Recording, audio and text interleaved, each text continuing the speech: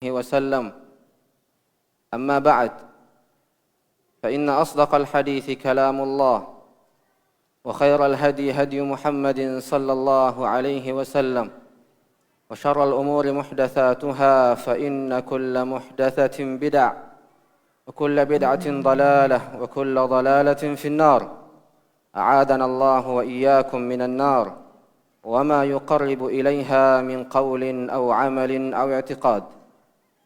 Ikhwani wa akhwati rahimani wa rahimakumullah. Kembali kita panjatkan puji syukur kehadirat Allah Subhanahu wa taala, di mana Allah Subhanahu wa taala masih senantiasa memberikan kita karunia-Nya, nikmat-Nya. Hingga pada saat ini Allah Azza wa Jalla takdirkan kita untuk saling bertatap muka demi tujuan yang agung, di masjid yang agung, di masjid yang penuh mubarakah ini. Semoga Allah Azza wa Jal menjadikan keadaan ini sebagai sebab di antara sebab-sebab masuknya kita ke dalam syurga Allah Subhanahu wa taala. Sebagaimana yang telah disampaikan sebelumnya, bahwa insyaallah tabaraka wa taala Syekhuna, guru kita, Syekh kita Abu Abdul A'la Khalid ibn Muhammad ibn Uthman al-Masri, hafizahullah tabaraka wa ta'ala, akan menyampaikan sebuah muhadarah umum dengan tema meraih ridha Allah Azza wa Jal dengan ketaatan kepada pemimpin. Falyatafaddal Syekhana mashkuran ma'jura. Tafadhal. Innal hamdalillah nahmaduhu ونستعينه ونستغفره ونعوذ بالله من شرور أنفسنا ومن سيئات أعمالنا. من يهده الله فلا مضل له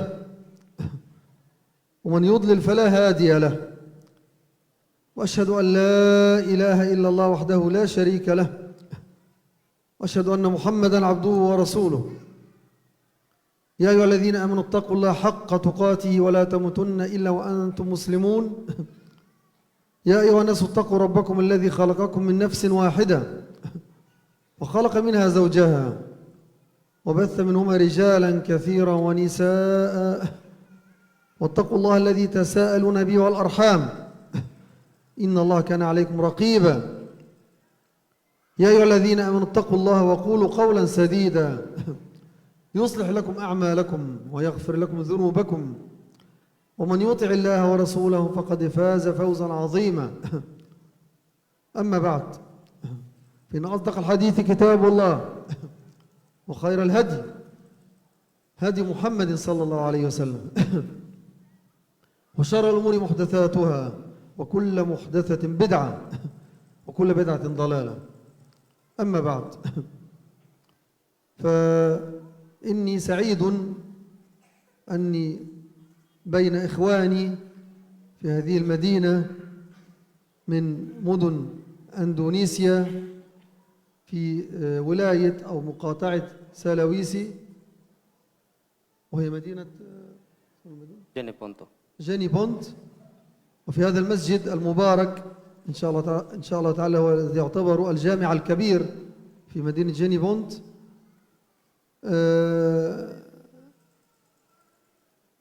وإن كان بعض الحاضرين لا يفهم العربية، لكن القلوب إن شاء الله مجتمعة، وإن كانت الألسنة مختلفة القلوب مجتمعة إن شاء الله تعالى، وهذا ما نحسبه ونظنه، وإن اختلفت الألسنة.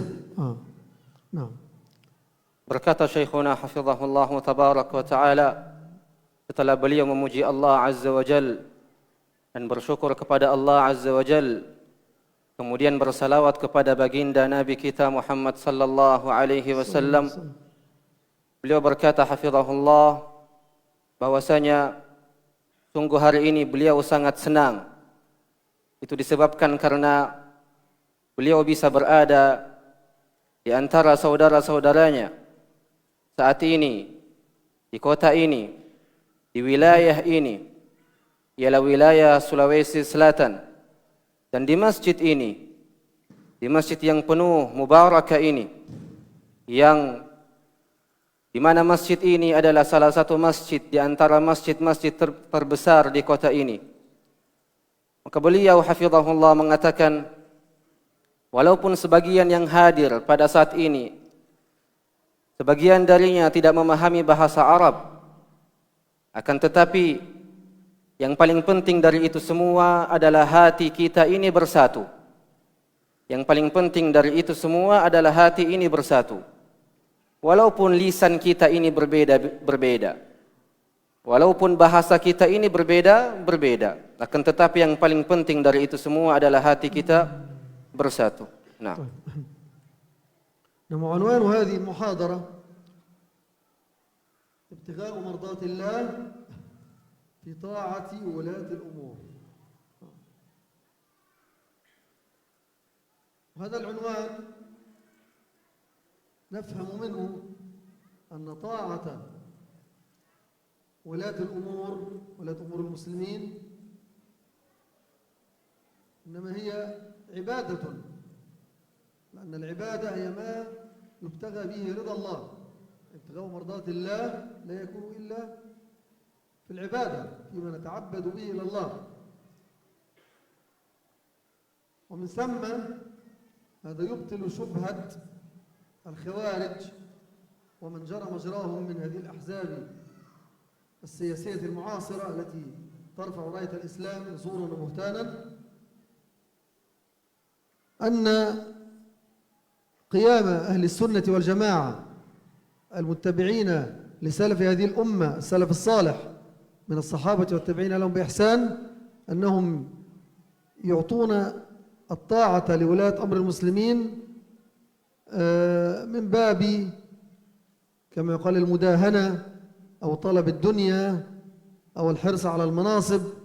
هذا كله كذب وافتراء على أهل السنة وعلى علماء السنة الذين يعلنون هذه العقيدة التي هي متوارثة من رسول الله صلى الله عليه وسلم ومن حملها من الصحابة والتابعين لهم بإحسان. kemudian beliau hafizahullah tabaraka wa ta'ala mengatakan, tema kita pada hari ini adalah ibtigha'u mardatillah bi ta'ati ulatil umur, meraih ridha Allah subhanahu wa ta'ala dengan mentaati pemerintah. Tentunya tema ini dapat dipahami darinya bahwasanya ketaatan kepada pemimpin adalah ibadah. Ketaatan kepada pemimpin adalah ibadah. Dan ibadah itu adalah hal-hal yang darinya kita ingin meraih ridha Allah subhanahu wa ta'ala. Dan tidaklah seseorang meraih ridha Allah azza wa jal melainkan melalui ibadah. Oleh karena itu, tema kita pada hari ini dapat mengganggu dan dapat menjawab tuduhan-tuduhan orang-orang khawarij dan orang-orang yang senang berkelompok-kelompok, orang-orang yang gemar mengangkat syiar Islam yang di dalamnya ada kebohongan, di mana mereka menuduh ahlus sunnah wal jamaah, di mana ahlus sunnah wal jamaah melihat adanya ketaatan kepada pemimpin. Maka ketika ahlus sunnah wal jamaah melihat adanya ketaatan kepada pemimpin kaum muslimin, orang-orang khawarij senantiasa memberikan tuduhan-tuduhan palsu berupa penglihatan ahlus sunnah wal jamaah tentang ketaatan kepada pemimpin itu disebabkan karena mereka ingin menjilat penguasa, atau mereka ingin mengambil kursi-kursi yang ada di pemerintahan. Tentunya hal ini seluruhnya adalah kebohongan. Kebohongan terhadap ahlus sunnah wal jamaah, kebohongan terhadap keyakinan dan pokok pondasi Rasulullah sallallahu alaihi wasallam, dan juga kebohongan terhadap para sahabat Nabi ridwanullahi tabaraka wa taala alaihim yang membawa akidah ini, yang membawa keyakinan ini, seperti halnya ahlus sunnah membawa keyakinan ini sampai saat ini. Nah. واعلموا رحمكم الله عز وجل أن مسألة تنصيب إمام أو ولي أمر لسياسة أمور المسلمين بالكتاب والسنة وما كان عليه سلف الأمة وتنظيم أمور دنياهم وحياتهم فيما يتعلق بالصناعات والزراعات وما شاكل ذلك، وإعداد السلاح والقوة لمجابهة الأعداء، أي إقامة فرض الجهاد إلى آخر مهمات الإمام طبعا، وإقامة الصلاة وتوفير سبل إقامة الصلاة من بناء المساجد وما يتعلق بذلك من أمور وسياسة الدين والدنيا. هذا أمر شرعي اتفقت عليه الأمة أنه يجب عليها أن تنقاد لإمام عدل أو لإمام من المسلمين تولى عليهم ولو بالغلبة والقهر. وكما نقل الذهبي رحمه الله تعالى في كتابه المقدمة الزهراء في إيضاح الإمامة الكبرى قال: اتفق أهل السنة والمعتزلة والمرجئة والخوارج والشيعة على وجوب الإمامة، وأن الأمة فرض عليها الانقياد إلى إمام عدل. حاشا النجدات من الخوارج، هي لم يخالف في هذا الإجماع إلا فرقة من فرق الخوارج تسمى بالنجدات نسبة إلى نجدة ابن عامر الحروري. نجدة ابن عامر الحروري. فقالوا أي النجدات لا تلزم الإمامة، لا تلزم الإمامة، وأن على الناس أن يتعاطوا الحق فيما بينهم أي دون الحاجة إلى ولي أمر أو إمام. قال الذهبي: هذا قول ساقط. قال: واتفق كل من ذكرنا على أنه لا يكون في وقت إلا إمام واحد إلا محمد ابن كرام وأبا الصباح السمرقندي وأصحابهما، فإنهما أجازوا كون إمامين فأكثر في وقت واحد. Kemudian Syekh hafizahullah tabaraka wa ta'ala mengatakan bahwasanya ketahuilah bahwa permasalahan tentang adanya seorang imam dari permasalahan-permasalahan siasah bagi urusan-urusan kaum muslimin itu diatur dengan Al-Quran dan Sunnah. Begitupun juga dengan urusan-urusan yang berkaitan dengan kehidupan mereka dari perkara-perkara dunia, dari sisi ekonomi, dari sisi pertanian, atau dari sisi yang berkaitan dengan agama-agama mereka, seperti mendirikan salat, mengeluarkan zakat, dan menyediakan tempat-tempat bagi orang-orang untuk senantiasa mendirikan salatnya, atau memberikan jalan-jalan kemudahan untuk membangun masjid. Ini seluruhnya berkaitan dengan urusan syar'i, di mana kalimat kaum muslimin sepakat di atasnya, di mana umat sepakat di atasnya. Bahkan wajib bagi setiap muslim untuk senantiasa berjalan di belakang pemimpin-pemimpin mereka. Di antara pemimpin-pemimpin itu adalah pemimpin yang adil. Bahkan ketika pemimpin itu adalah pemimpin-pemimpin yang berhasil meraih kekuasaan dengan pemberontakan. Sebagaimana Al-Imam Az-Zahabi rahimahullahu tabaraka wa ta'ala mengatakan di dalam kitabnya bahwasanya ahlus sunnati wal jamaah itu sepakat, bahkan orang-orang Mu'tazilah pun juga sepakat, orang-orang Murji'ah pun juga sepakat orang-orang Khawarij dan orang-orang Syiah pun juga sepakat bahwasanya wajibnya ada ketaatan kepada pemimpin. Wajibnya ada ketaatan kepada pemimpin. Dan wajib bagi setiap umat untuk senantiasa berjalan di belakang pemimpin-pemimpin mereka yang adil. Ini disepakati. Selama pemimpinnya adil, maka seluruh kelompok dari Ahlus Sunnati wal Jamaah, Mu'tazilah, Murji'ah, orang-orang Khawarij dan orang-orang Syiah sepakat untuk mentaati mereka selama pemimpinnya adalah pemimpin yang adil. Kecuali golongan yang bernama An-Najdat. Ialah para pengikut dari Najdah ibni Amir al-Hanafi. Dari Najdah ibni Amir al-Hanafi. Di mana kelompok ini bagian dari kelompok-kelompok Khawarij. Mereka mengatakan tidak ada keharusan ketaatan kepada pemimpin. Tidak ada keharusan ketaatan kepada pemimpin. Dan wajib bagi manusia untuk senantiasa mengambil hak-hak mereka di antara mereka. Dan kata Imam Az-Zahabi, ucapan ini, ucapan yang diucapkan oleh An-Najdat, para pengikut dari An-Najdah ibn Amir al-Hanafi adalah ucapan yang tertolak. Ucapan yang tertolak. Karena kenapa? Seluruh kelompok yang kita sebutkan tadi, dari Ahlus Sunnati wal Jamaah, Mu'tazilah, Murji'ah, orang-orang Khawarij dan orang-orang Syiah sepakat bahwasanya wajib ada ketaatan kepada pemimpin selama pemimpinnya adalah pemimpin yang adil. Dan mereka pun juga sepakat bahwasanya di dalam satu waktu tidak boleh ada dua pemimpin.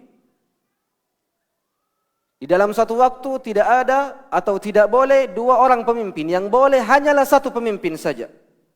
Dan ucapan ini yang telah disepakati oleh beberapa kelompok yang kita sebutkan tadi, dari orang-orang Ahlus Sunnah, Murji'ah, Khawarij dan Syiah sepakat di atasnya selama pemimpinnya apa? Adil. Tapi ada sebagian orang semisal Muhammad ibn Karwan dan Aba As-Sabah As-Samarkandi dan para pengikutnya tidak melihat itu. Bahkan mereka memiliki pendapat bahwasanya boleh di dalam satu waktu ada dua pemimpin. Dan tentunya ini pendapat yang keliru. Ini pendapat yang keliru. Nah. مع التنبيه على أن هذه الفرق التي عزى إليها الذهبي أنها اتفقت على وجوب الإمامة وأن الأمة فرض عليها الانقياد والإمام العدل، اختلفوا فيما بينهم عن صفة هذا الإمام العدل. وكل يرى هذا الإمام العدل على مذهبه ومنهجه الذي يخالف منهج أهل السنة والجماعة. فالشيعة يرون هذا الإمام العدل إنما هو من الأئمة المعصومين، والإمامية يرونه من الأئمة الاثنى عشر، الإمامية الشيعة. والإسماعيلية اختلفوا مع الإمامية في مسألة تعداد الأئمة فقط، ولكن الصفة واحدة، أنهم يشترطون في هذا الإمام أن يكون إماما معصوما. والشيعة الإمامية الذين هم ما زالوا موجودين في إيران الآن يرون أن الأمة يجب أن تنقاد للإمام محمد بن الحسن العسكري الغائب في السرداب الذي ينتظرون خروجه ولن يخرج ولن يخرج. ولكن الخميني الذي أنشأ دولتهم المجوسية الفارسية في العصر الحديث اخترع لهم نظرية جديدة كي يخرجهم من حرج انتظار الإمام الغائب الذي لن يخرج. اخترع لهم نظرية سماها بنظرية ولاية الفقيه، هو أنه الخميني ومن يخلفه أي فقهاء الشيعة الإمامية يتولون الأمر مكان الإمام الغائب إلى أن يخرج. فهذه صفة الإمامة عند هؤلاء.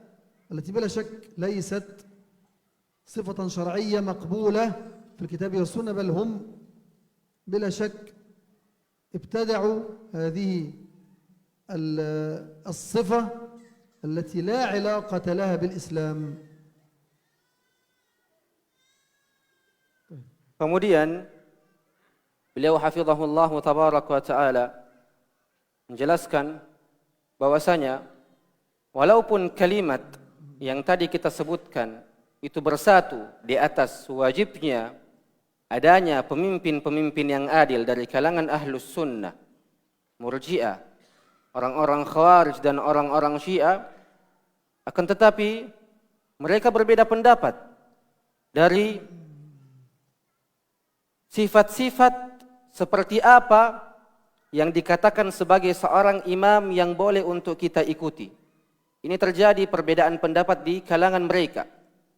Dan setiap kelompok melihat atau mengambil pendapat dari sesuai pokok-pokok mazhab mereka, yang dimana kebanyakan dari kelompok yang kita tadi sebutkan itu menyelisihi manhaj ahlus sunnah pada bab ini. Seperti contohnya orang-orang Syiah, di mana mereka menganggap bahwasanya kewajiban adanya pemimpin yang adil dan wajibnya taat kepada mereka. Pemimpin yang adil menurut orang-orang Syiah adalah pemimpin yang berasal dari imam-imam mereka yang 12. Yang dimana imam-imam mereka ini menurut pendapat mereka adalah imam-imam yang ma'sum, yang terlepas dari dosa, terbebas dari dosa. Dan orang-orang Syiah berpendapat demikian, di mana mereka saat ini berada di negeri Iran, di mana mereka memiliki pendapat bahwasanya imam yang adil itu adalah imam yang mereka tunggu selama ini, ialah Muhammad ibn al-Askari, yang mereka akan tunggu dan senantiasa mereka tunggu. Dan sejatinya imam yang mereka maksudkan ini tidak akan pernah keluar, dan tidak akan pernah, kata Syekh hafizahullah tabaraka wa ta'ala. Maka datanglah Al-Khumaini dengan kaidah-kaidah yang baru untuk membodohi umat, untuk membodohi manusia, di mana Al-Khumaini membuat sebuah pandangan yang baru tentang menunggunya mereka kepada imam yang mereka tunggu, dengan mereka menyebutkan sebagai istilah wilayatul faqih, yang tentunya pandangan-pandangan baru ini tidak ada kaitannya sama sekali dengan Islam. Bahkan sifat-sifat imam yang adil yang mereka sebutkan adalah sifat-sifat yang bukan bagian dari sifat-sifat syar'i, yang sesuai dengan Al-Quran dan Sunnah, dengan pemahaman para salaful ummah. Oleh karena itu, Syiah dan pandangan-pandangannya terhadap pemimpin-pemimpin adil tidak ada kaitannya sama sekali dengan Islam. Nah. وكذلك الخوارج، فإن كل فرقة من فرق الخوارج حاشا النجداد ترى أنه يجب أن يجتمع المسلمون على إمام العدل، لكن هذا الإمام يجب أن يكون منهم، أي من الخوارج. وكل فرقة ترى أنها أحق بالأخرى في تنصيب هذا الإمام الذي هو منهم، لأن الخوارج يرون كفر من عداهم من المسلمين من الذين ليسوا معهم، هم يكفرون أصحاب الكبائر وعصاة المسلمين، ويعتبرون أن كل من لم يكن معهم على منهجهم فهو عاص وهو كافر، ومن ثم يستحلون دماءهم. وهذا معروف في تاريخ الخوارج القديم لمن يطلع على كتب الفرق، أنهم لا يرون الطاعة، لا يرون السمع والطاعة إلا لأميرهم، أمير الفرقة التي من فرق الخوارج. وفي الزمن المعاصر حمل هذا المنهج حزب الإخوان المسلمين. هم في واقع الأمر لا يرون سمعا ولا طاعة إلا لحسن البنا ومن تولى إمارة الحزب بعده للمرشد. هذه حقيقة الطاعة عندهم، بل هم يرون الطاعة المطلقة العمياء لهذا المرشد ولحسن البنا.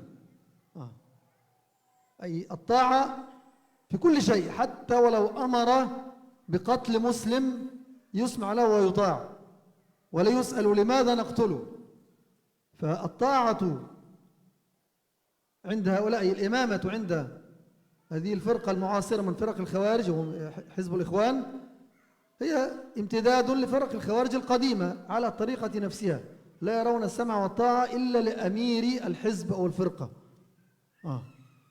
وهو يسمى في اصطلاحهم المعاصر المرشد. وتعجب أنهم توافقوا مع الشيعة الرافضة في استخدام لفظ المرشد. فهذا واقعهم.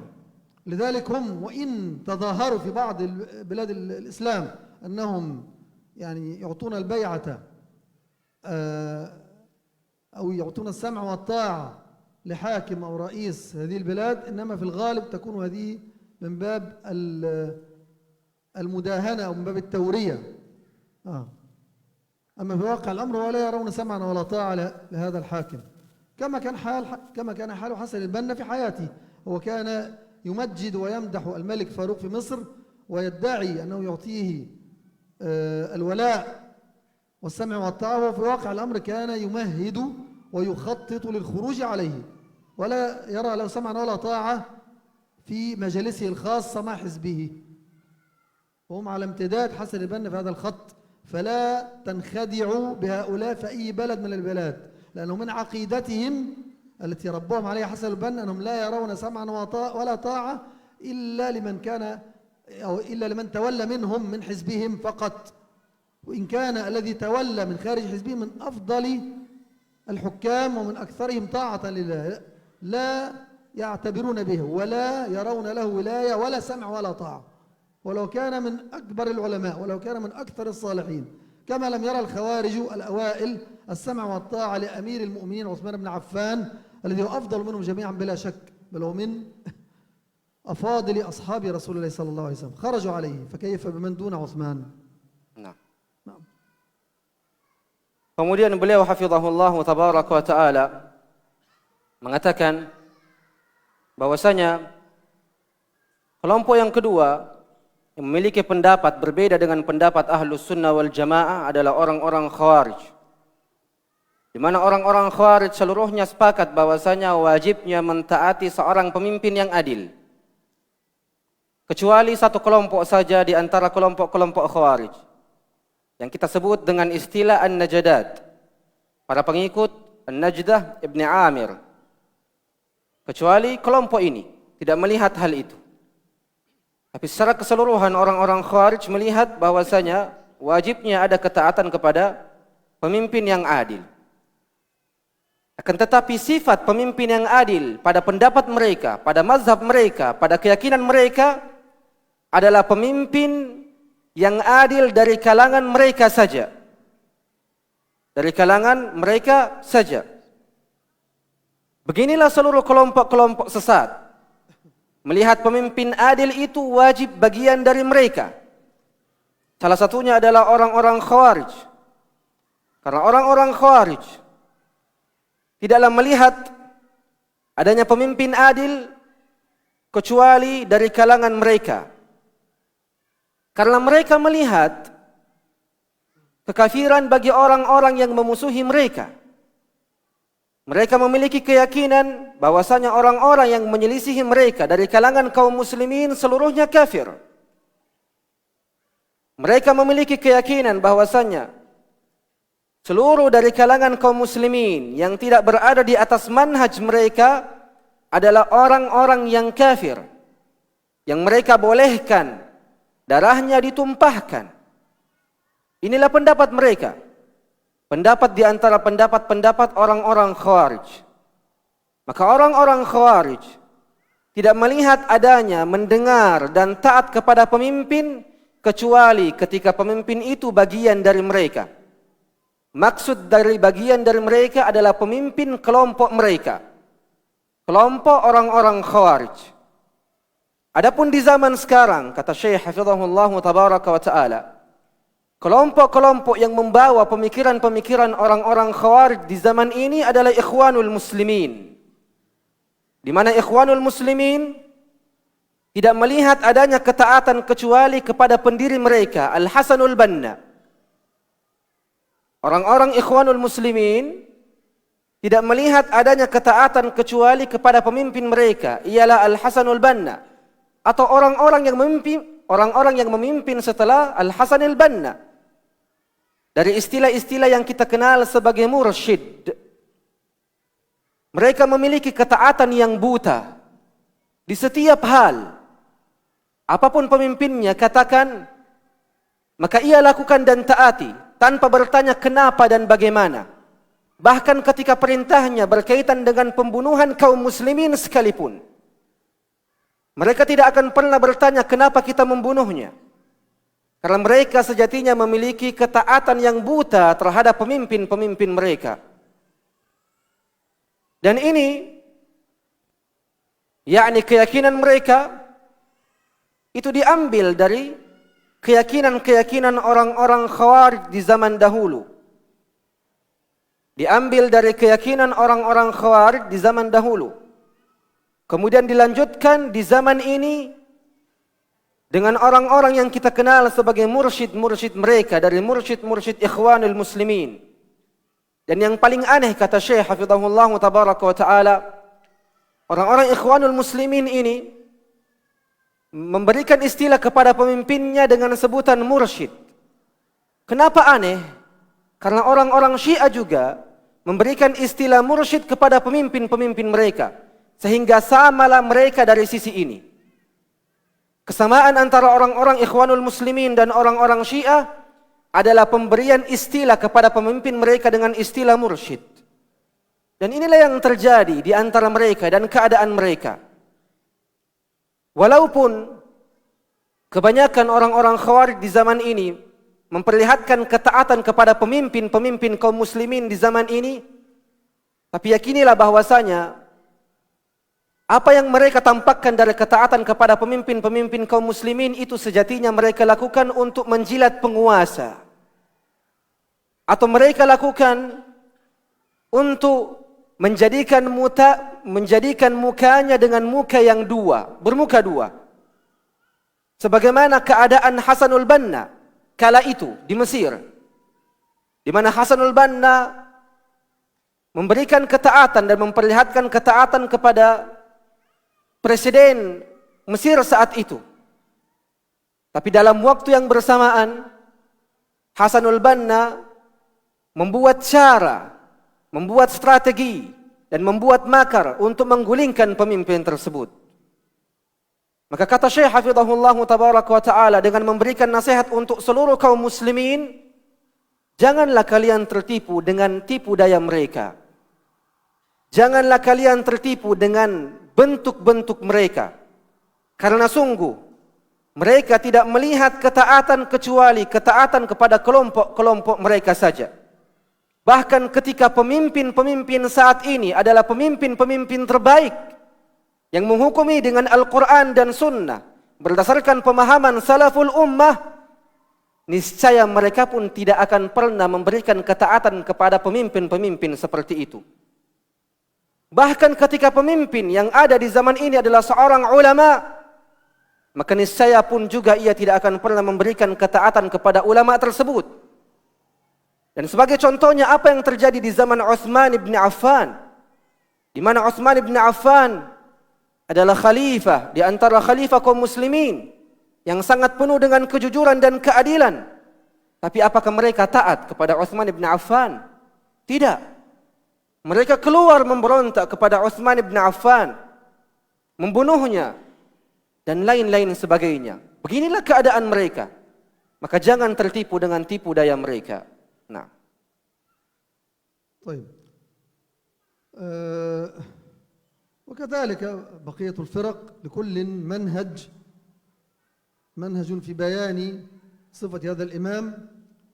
لذلك الذين ذهبوا المذهب الصحيح الموافق للكتاب والسنة في بيان صفة الإمام أو طريقة الولاية التي بها يجب على الأمة أن تنقاد لهذا الإمام هم أهل السنة والجماعة فقط.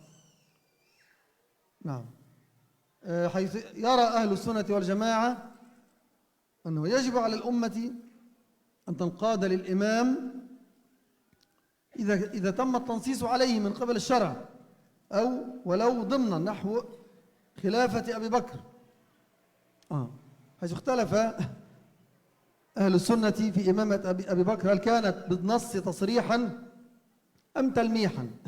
وسواء هذا أو ذاك فقد اتفقوا على إمامته وأنه الخليفة بعد رسول الله صلى الله عليه وسلم، أو أن يقوم ولي الأمر بالعهد إلى من يأتي بعده، أن يعهد إلى من يتولى الولاية بعده، فيجب على الأمة أيضا أن تنقاد لهذا الذي ولاه كما صنع أبو بكر وعمر رضي الله عنه، أو أن يجتمع أهل الحل والعقد على تنصيب إمام واختياره فيما بينهم كما حدث في تنصيب عثمان رضي الله عنه، حيث ترك عمر بن الخطاب الأمر شورى في 5، وقام عبد الرحمن بن عوف بعد أن نحى نفسه من هؤلاء 5 عن الإمامة أو عن التولي بأن استشار قادة المهاجرين والأنصار، رؤوس المهاجرين والأنصار وقادة الجند، فاجتمعت كلمتهم أي الذين هم أهل الحل والعقد على تولية عثمان. وإما أن يتغلب هذا الإمام بما لديه من شوكة وقوة حتى تستتب له الأمور وتصير له الدولة. هنا أيضا يجب على المسلمين على ما هو معتقد أهل السنة والجماعة أن ينقادوا لهذا الإمام أو الحاكم المتغلب ولو كان ظالما، ما دام قد اجتمعت الكلمة عليه من جهة الغلبة، أنه تولى وتغلب وصارت له السيادة. فهنا في هذه الحال أيضا تجب له الطاعة في المعروف ولا يجوز الخروج عليه ولو كان ظالما. ولكن من أراد الإصلاح فعليه بالمناصحة بالطرق الشرعية مع هذا الإمام والحاكم ولو كان ظالما. نعم. فهنا اختلف أهل السنة عن بقية الفرق في هذا الأمر. أما بقية الفرق فلا يرون هذا، بل كما أشرت من جهة الشيعة ومن جهة الخوارج على طريقة أو على طريقتهم في بيان صفة الإمام. Nah. Kemudian Syekh Hafizahullah Tabaraka wa Ta'ala mengatakan bahwasanya adapun kelompok-kelompok yang lain di dalam memahami penjelasan-penjelasan mereka yang berkaitan dengan sifat-sifat pemimpin-pemimpin yang wajib ditaati, maka seluruhnya berbeda pandangan dengan pandangan-pandangan Ahlus Sunnah, yang dimana Ahlus Sunnah wal Jamaah adalah satu-satunya kelompok yang berada di atas mazhab yang benar, di atas keyakinan yang benar, di mana mereka melihat wajibnya ketaatan umat kepada pemimpin-pemimpin mereka dengan cara-cara yang syar'i, di mana pemimpin-pemimpin itu ditetapkan dengan cara-cara yang syar'i. Maka semisal contohnya adalah Abu Bakar As-Siddiq, di mana Ahlus Sunnah wal Jamaah berbeda pandangan bagaimanakah cara Abu Bakar As-Siddiq ditunjuk sebagai khalifah sepeninggal Rasulullah sallallahu alaihi wasallam. Apakah dengan ucapan yang jelas dan gamblang langsung dari Rasulullah sallallahu alaihi wasallam, ataukah ucapan Rasulullah itu adalah ucapan-ucapan yang memberikan isyarat bahwasanya khalifah setelah Rasulullah sallallahu alaihi wasallam adalah Abu Bakar. Tapi yang paling penting untuk kita ketahui adalah kalimat para sahabat waktu itu sepakat bahwasanya khalifah sepeninggal Rasulullah sallallahu alaihi wasallam adalah Abu Bakar. Maka ini cara yang pertama dari cara-cara syar'i di dalam menunjuk pemimpin-pemimpin. Adanya nas yang jelas ataupun adanya nas yang memberikan isyarat dari Al-Quran ataupun sunnah.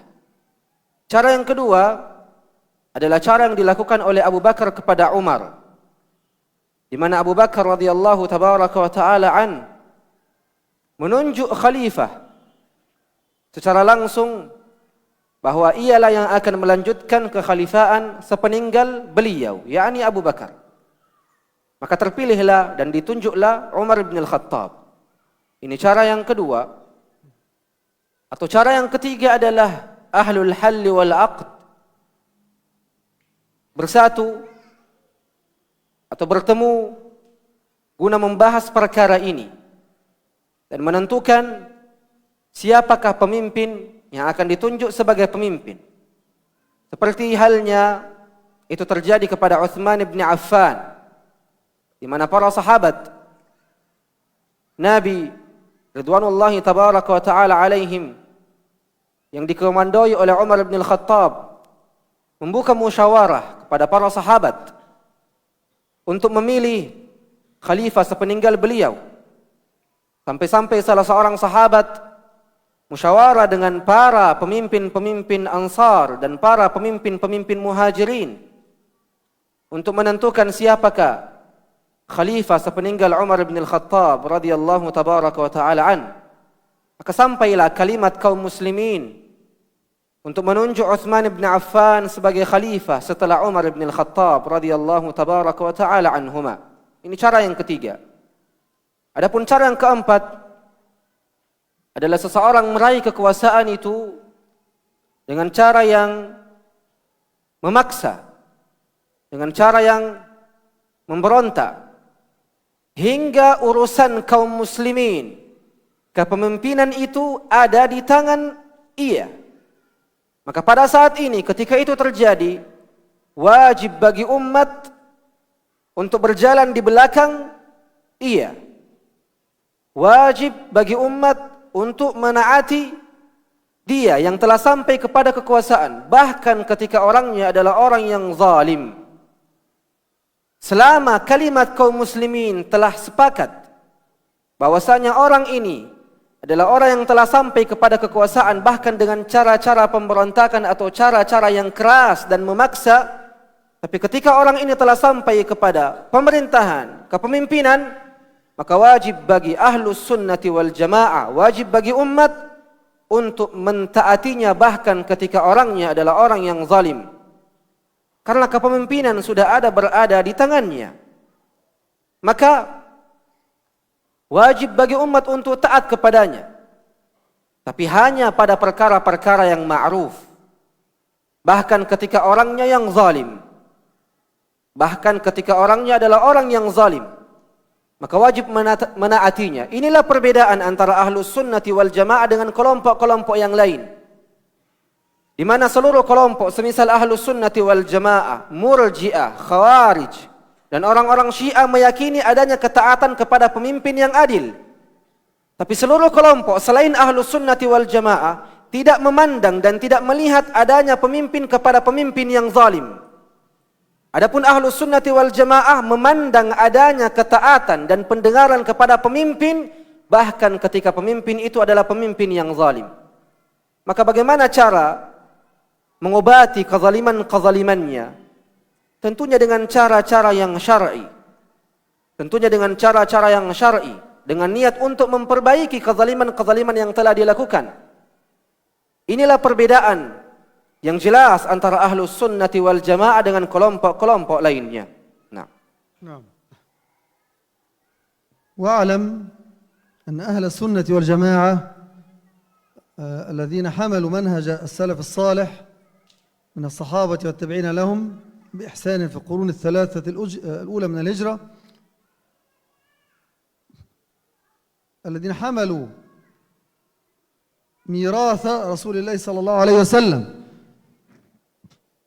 إنما قرروا منهجهم في الإمامة بناء على نصوص صريحة واضحة كوضوح الشمس في رائعة النهار، نصوص لا مرية فيها من الكتاب والسنة، بخلاف الفرق الأخرى الذين بنوا معتقدهم في الإمامة على الأهواء والمحدثات التي أحدثوها في فهم الكتاب والسنة. ومن هذه النصوص ما جاء في كتاب الله عز وجل، قال الله عز وجل: يا أيها الذين آمنوا أطيعوا الله وأطيعوا الرسول وأولي الأمر منكم. قال الحافظ ابن كثير: قال العلماء أولو الأمر هم الأمراء والعلماء. أولو الأمر في الآية هم الأمراء والعلماء على قول جمهور المفسرين. نعم. Kemudian Syekhuna hafizahullah tabaraka ta'ala mengatakan, ketahuilah bahwasanya ahlus sunnati wal jamaah yang membawa manhaj ini, manhaj yang dibangun di atas Al-Quran dan sunnah Nabi sallallahu alaihi wasallam berdasarkan pemahaman orang-orang terbaik, orang-orang terbaik yang berada di abad-abad yang awal, dari abad-abad yang ketiga. Ahlus sunnati wal jamaah adalah orang-orang yang membawa warisan Nabi sallallahu alaihi wasallam.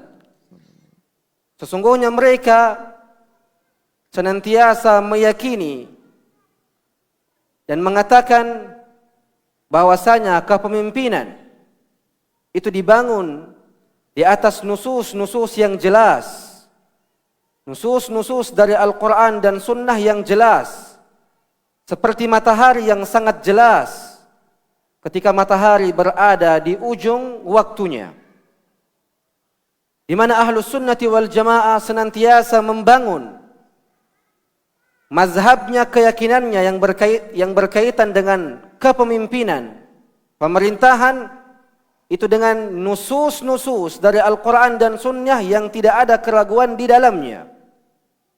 Berbeda dengan kelompok-kelompok lainnya, di mana mereka membangun keyakinannya yang berkaitan dengan kepemerintahan, mereka bangun di atas hawa nafsunya, mereka bangun di atas kepentingan kelompoknya. Maka inilah perbedaan yang jelas antara ahlus sunnati wal jamaah dengan kelompok-kelompok lainnya. Di antara dalil-dalil yang ahlus sunnati wal jamaah berdalilkan dengannya untuk membangun keyakinannya akan kepemerintahan dan kepemimpinan adalah firman Allah Subhanahu wa taala, di mana Allah Azza wa Jalla berfirman, "Ya ayyuhalladzina amanu athi'u Allah wa athi'ur rasul wa ulil amri minkum." Wahai orang-orang yang beriman, hendaknya kalian mentaati Allah, mentaati Rasulullah sallallahu alaihi wasallam dan pemimpin-pemimpin di antara kalian. Maka Al-Imam Ibn Katsir rahimahullahu tabaraka wa ta'ala mengatakan ketika menafsirkan ayat ini, beliau rahimahullah mengatakan, para ulama berkata bahwasanya pemimpin-pemimpin di sini maksudnya adalah pemimpin-pemimpin dan para ulama. Inilah makna pemimpin. Inilah makna pemimpin, dan ini adalah ucapan dari jumhur al-mufassirin, para ahli tafsir, di dalam menafsirkan ayat ini.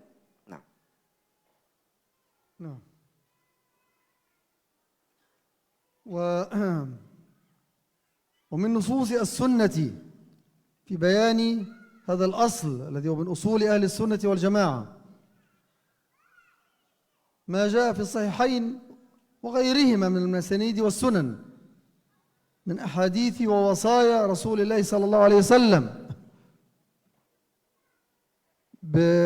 بإعطاء السمع والطاعة ووجوب الانقياد لولي الأمر في المعروف وتحريم المنازعة والخروج عليه، وهي نصوص واضحة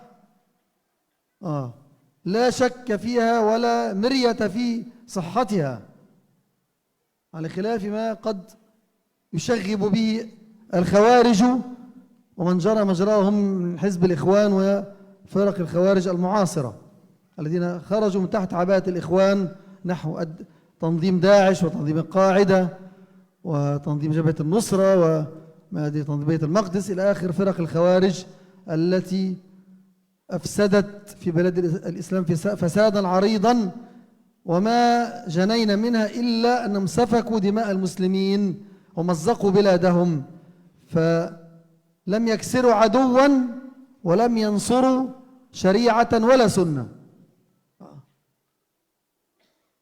فمن هذه النصوص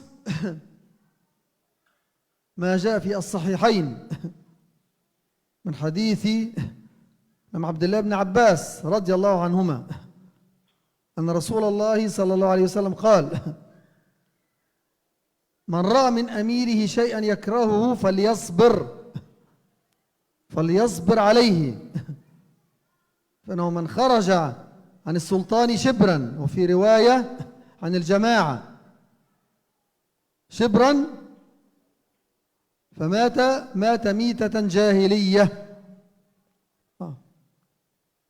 لأن الأمير أي الحاكم أو ولي الأمر ولو رأيت منه منكرا ولو رأيت منه ظلما، فالرسول صلى الله عليه وسلم لم يجز الخروج عليه لا في مظاهرة ولا في ثورة ولا في غير ذلك، بل أمر بالصبر، قال فليصبر، ولم يقل فليخرج للمطالبة بالحرية وإلى آخر الشعارات الكذابة التي هي شعارات الماسونية التي يرفعها حزب الإخوان ومن صار على طريقه من هذه الأحزاب، سواء كانت تدعي الإسلام أو كانت علمانية.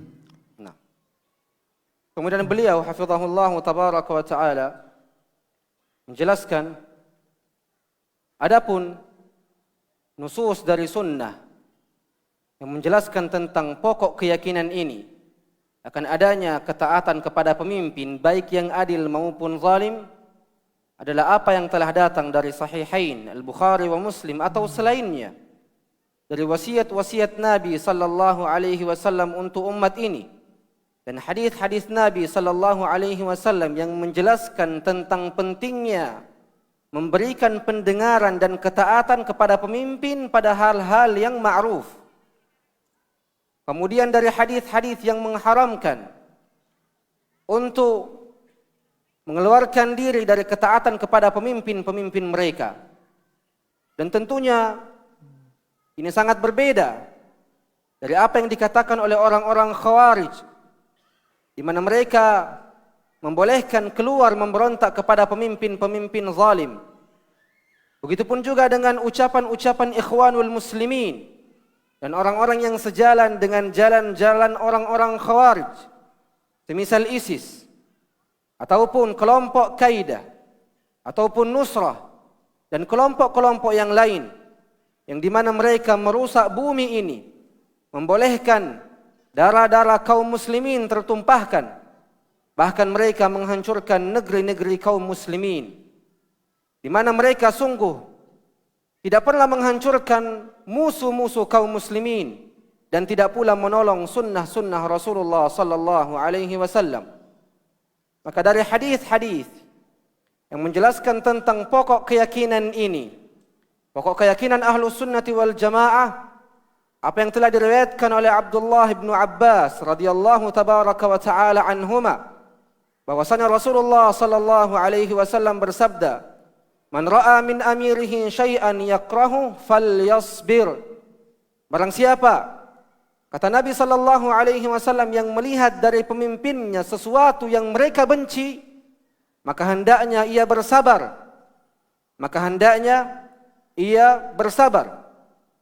Kemudian Nabi sallallahu alaihi wasallam melanjutkan hadisnya, "Faman kharaja an amirihi wa fi riwayatin an jama'atin shibra famata mitatan jahiliyah."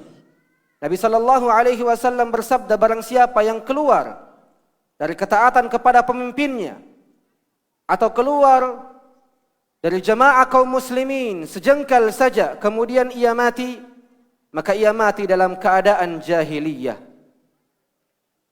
Kemudian Syekhuna hafizahullah melanjutkan bahwasanya seorang pemimpin ketika engkau melihat darinya hal-hal yang mungkar, Nabi sallallahu alaihi wasallam tidak memperbolehkan kalian untuk keluar memberontak kepadanya dengan cara-cara yang tidak syar'i. Semisal cara-cara yang dilakukan orang-orang di zaman ini dengan keluar untuk demo besar-besaran ataupun dengan cara-cara yang sifatnya ingin menggulingkan penguasa, maka ini sama sekali tidak diperbolehkan oleh Rasulullah sallallahu alaihi wasallam.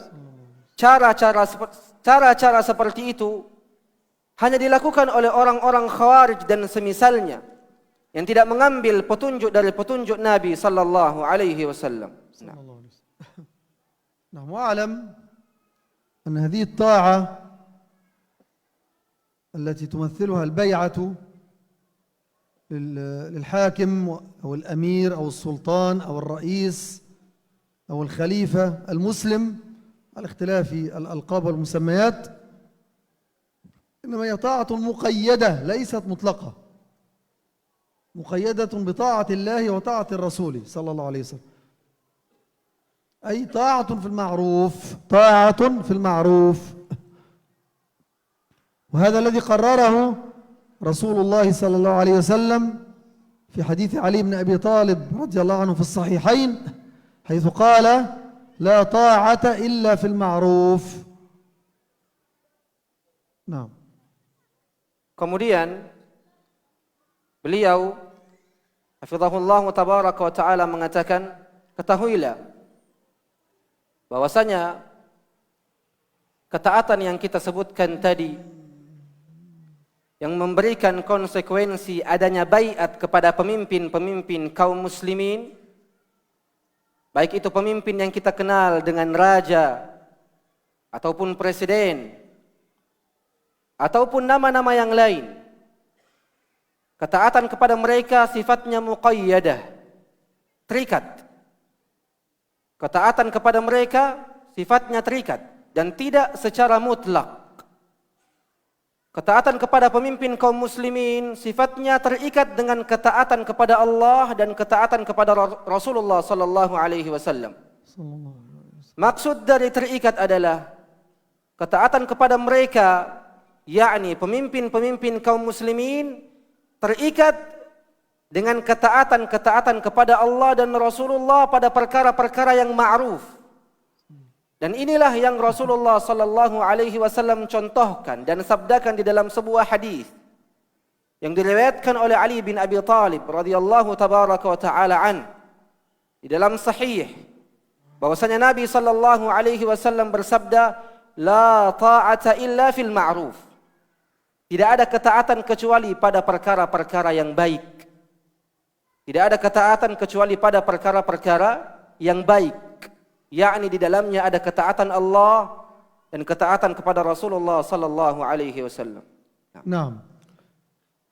ومن الشبهة أو من الشبهات التي أثارها الخوارج قديما وحمل راية هذه الشبهات في الزمن المعاصر حزب الإخوان المفسدين، أو كما سماه محمد حامد الفقي الذي كان من كبار علماء مصر رحمه الله تعالى، من كبار علماء السنة، سماه الخوان.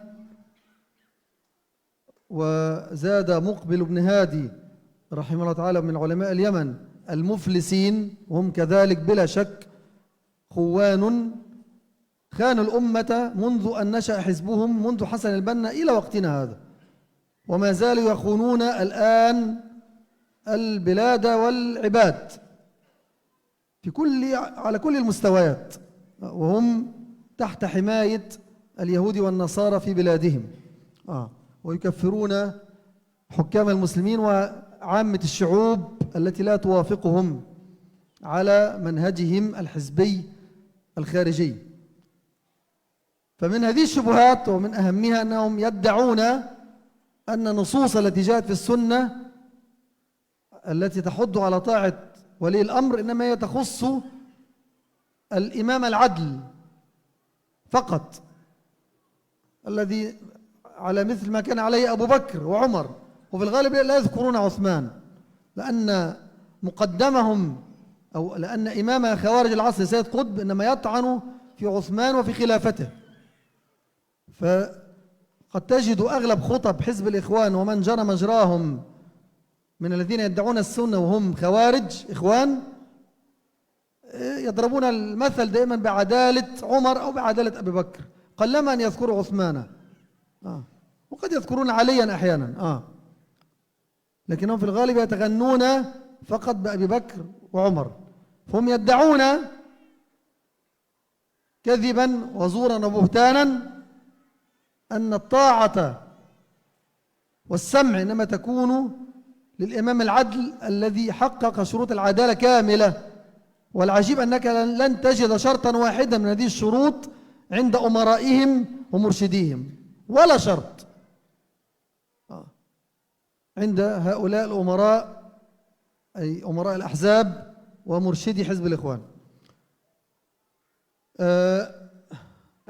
طيب ترجم ثم نذكره. Kemudian Syekhuna hafizahullah tabaraka wa ta'ala mengatakan, di zaman ini muncul syubhat-syubhat dari orang-orang Khawarij yang juga dibawa dan kembali digaungkan oleh kelompok Ikhwan al-Mufsidin, bukan Ikhwanul Muslimin, sebagaimana yang disebutkan oleh seorang ulama Mesir, Ahlus Sunnati wal Jamaah, Syekh Hamid al-Fiqi, dengan mengatakan bahwasanya kelompok Ikhwanul Muslimin ini adalah para pengkhianat, al-Khuwan. Bahkan al-Imam Muqbil ibn Hadi al-Wadi'i rahimahullahu tabaraka wa ta'ala menambahkan sifat bagi kelompok Ikhwanul Muslimin dengan muflisin, orang-orang yang rugi, orang-orang yang bangkrut, di mana mereka sungguh telah mengkhianati umat ini.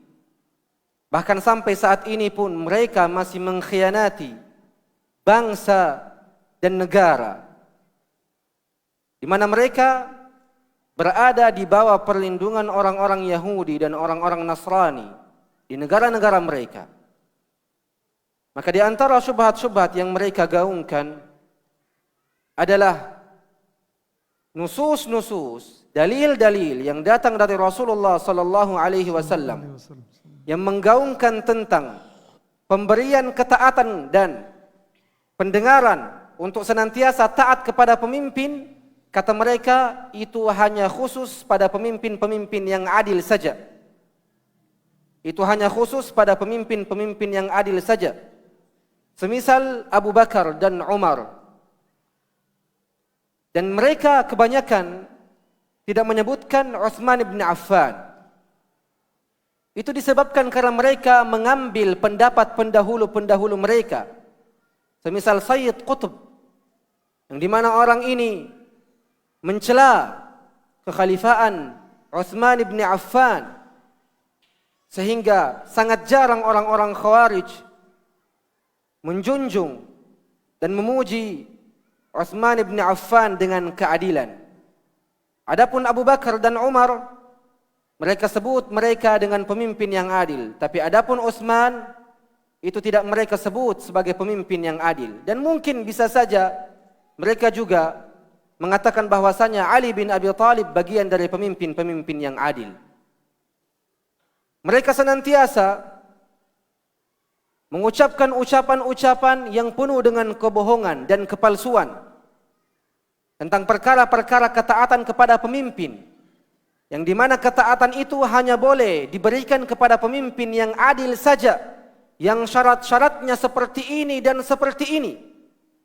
Bahkan ketika kita melihat syarat-syarat yang diberikan oleh mereka pada sifat-sifat pemimpin-pemimpin yang adil, itu juga kita tidak dapatkan pada pemimpin-pemimpin mereka, pada mursyid-mursyid mereka. Bahkan satu syarat pun tidak ada pada pemimpin-pemimpin mereka. Maka ini tentunya adalah sebuah kedustaan sebuah kepalsuan dari orang-orang dan kelompok-kelompok seperti mereka. نعم. وعلى نقيض ما ذكره الخوارج وحزب الإخوان ومن سار على طريقه في هذا الزمان، فإن أغلب نصوص السنة الواردة في إعطاء السمع والطاعة لولي الأمر إنما هي في حق الأمراء والولاة الذين نرى منهم منكرات والذين وقعوا في ظلم أو جور، هم الذين حرم رسول الله صلى الله عليه وسلم الخروج عليهم ولو جاروا، ولو رأيت منهم المنكرات. ومن هذه النصوص ما جاء في حديث ابن عباس السابق: من رأى من أميره شيئا يكرهه، أي من المنكرات أو من الظلم، فليصبر، ما قال فليخرج. وفي حديث أم سلمة الذي أخرجه مسلم في صحيحه قال صلى الله عليه وسلم: سيكون أمراء فتعرفون وتنكرون، أي ترى منهم معروفا وترى منهم منكرا، فمن عرف برئ ومن أنكر سلم، وأما من رضي وتابع قالوا أفلا نقاتلهم، أي نقاتل هؤلاء الأمراء الذين نرى منهم المنكرات؟ قال لا ما صلوا. وبنحوه من حديث عوف بن مالك أيضا عند مسلم أنهم قالوا: يا رسول الله أفلا ننابذهم بالسيف، أي هؤلاء الأمراء الذين قال فيهم صلى الله عليه وسلم في أول حديث عوف: سيكون أمراء تدعون عليهم ويدعون عليكم وتبغضونهم ويبغضونكم. قالوا: أفلا ننابذهم بالسيف؟ قال: لا ما أقاموا فيكم الصلاة، وإذا رأيتم من ولاتكم شيئا تكرهونه فاكرهوا عمله. نعم. ولا تنزعوا يدا من طاعة، يعني لا يتعارض هذا مع أنك تنكر هذا المنكر وأن تبغض هذا المنكر بقلبك وأن تسعى إلى تغييره إن استطعت، إن كانت لك يد أن تنكره في سلطانك الذي لك فيه سلطان باليد، أو أن تنكر باللسان عن طريق النصيحة أو عن طريق التحذير على حسب المقام. لكن هذا الإنكار لا يعني الخروج، لا يعني أن تنازع الأمر مع هذا الولي، أي لا يعني أنك تنازعه الولاية عن طريق مظاهرات أو ثورات أو انقلابات أو خيانات إلى آخره. نعم. Kemudian Syekhuna hafizahullah tabaraka wa ta'ala mengatakan bahwasanya kebanyakan nusus-nusus yang datang dari sunnah itu berbanding terbalik dengan apa yang orang-orang Khawarij yakini. Di mana orang-orang Khawarij hanya meyakini bahwasanya nusus-nusus dari hadis-hadis Nabi yang menjelaskan tentang pemberian, pendengaran dan ketaatan kepada pemimpin hanya boleh kita berikan ketika pemimpin itu adalah pemimpin yang adil. Ini berbanding terbalik dengan ucapan Nabi sallallahu alaihi wasallam, di mana sunnah-sunnah Nabi sallallahu alaihi wasallam yang beliau sebutkan itu benar-benar berada pada hak-hak pemimpin-pemimpin yang melakukan kemungkaran atau terjatuh ke dalam kezaliman atau terjatuh ke dalam keburukan. Kemudian Nabi sallallahu alaihi wasallam mengharamkan kepada umatnya untuk keluar memberontak kepadanya. Sebagaimana yang telah kita sebutkan dari hadis Ibnu Abbas radhiyallahu tabaraka wa ta'ala anhuma, di mana Nabi kita Muhammad sallallahu alaihi wasallam bersabda: "Man ra'a min amirihi syai'an yakrahu falyasbir." Barang siapa yang melihat dari pemimpinnya sesuatu yang sifatnya mungkar dan ia benci, ini menunjukkan bahwasanya pemimpin ini terjatuh ke dalam kemungkaran. Maka apa wasiat Rasulullah sallallahu alaihi wasallam? Falyasbir, hendaknya ia bersabar, bukan keluar memberontak, kata Nabi sallallahu alaihi wasallam. Maka ini berbanding terbalik dengan keyakinan-keyakinan orang-orang Khawarij. Maka hendaknya ketika seorang muslim melihat dari pemimpinnya hal-hal yang mungkar, maka ia bersabar. Ini juga sama dari riwayat yang datang dari Ummi Salamah radhiyallahu tabaraka wa ta'ala anha. Sebagaimana di dalam Sahih Muslim, Nabi sallallahu alaihi wasallam bersabda, "Sayakunu umara ta'rifuna wa tunkirun." Akan datang kepada kalian pemimpin-pemimpin yang mereka melakukan kebaikan dan keburukan. Engkau mengetahuinya dan engkau mengingkarinya. Maka barang siapa yang mengetahui kemungkaran itu kemudian berlepas diri, maka itulah orang yang selamat. Wa man ankara salim, dan siapa yang mengingkarinya juga orang yang selamat. Wa man taba'a wa radhi, akan tetapi siapa yang ridha akan kemungkarannya bahkan mengikuti kemungkarannya, maka mereka bukan bagian dari orang-orang yang selamat. Maka salah seorang dari kalangan para sahabat bertanya pada Nabi sallallahu alaihi wasallam, "Afala nuqatiluhum?"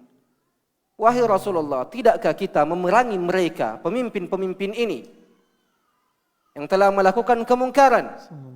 Maka Rasulullah sallallahu alaihi wasallam menjawab, "La, ma aqama fikumus shalah."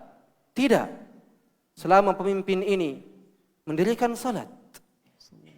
Maka tidak boleh keluar memberontak kepada pemimpin hanya karena pemimpin itu terjadi atau terjatuh ke dalam kemungkaran.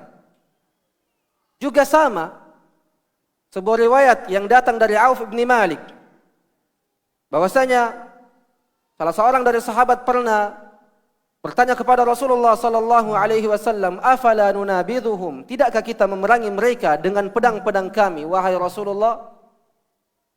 Maka kata Nabi sallallahu alaihi wasallam, "Tidak, ma aqama fikumus shalah," selama ia mendirikan salat. Maka ketika engkau melihat dari pemimpin-pemimpin kalian hal-hal yang engkau benci dari amalannya, maka engkau ingkari dengan hati-hati engkau. Kemudian engkau berusaha memperbaikinya dengan cara-cara yang baik. Ketika engkau memiliki kekuasaan, maka perbaiki dengan cara-cara yang syar'i. Ketika engkau mampu untuk memberikan nasihat, maka berikan nasihat dengan cara-cara yang syar'i. Bukan dengan cara-cara yang buruk yang menyelisihi syariat-syariat Allah Azza wa Jalla.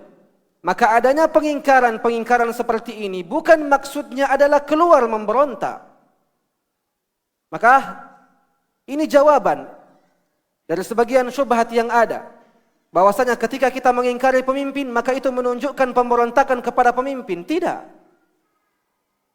Pengingkaran berbeda dengan pemberontakan. Dan pengingkaran dilakukan dengan tangan bagi siapa yang memiliki kekuasaan. Dengan lisan bagi siapa yang mampu untuk menyampaikan nasihat-nasihat dengan cara-cara yang tersembunyi dan cara-cara yang baik. Dan pengingkaran yang terakhir adalah dengan hati.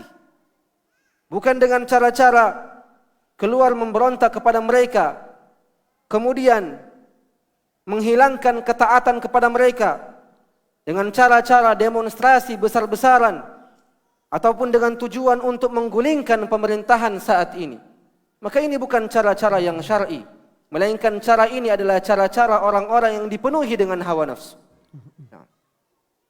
وفي الصحيحين عند البخاري ومسلم من حديث ابن مسعود رضي الله عنه أن رسول الله صلى الله عليه وسلم قال: سترون بعدي أثرة وأمورا تنكرونها. أثرة أي استئثار بالدنيا والحكم. قالوا: فما تأمرنا يا رسول الله؟ قال صلى الله عليه وسلم: تؤدون الحق الذي عليكم، أي من السمع والطاعة في المعروف ومن إقامة الشريعة في أنفسكم، وتسألون الله الذي لكم.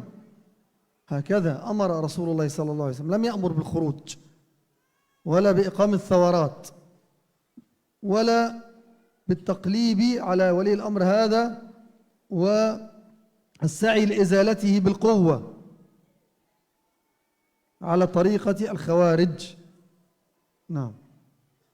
Kemudian Syekhuna hafizahullah tabaraka wa ta'ala mengatakan telah datang sebuah riwayat di dalam Sahihain dari Ibnu Mas'ud radhiyallahu tabaraka wa ta'ala di mana beliau berkata bahwasanya Rasulullah sallallahu alaihi wasallam bersabda, "Satarawna ba'di atharatan wa umuran tunkirunaha."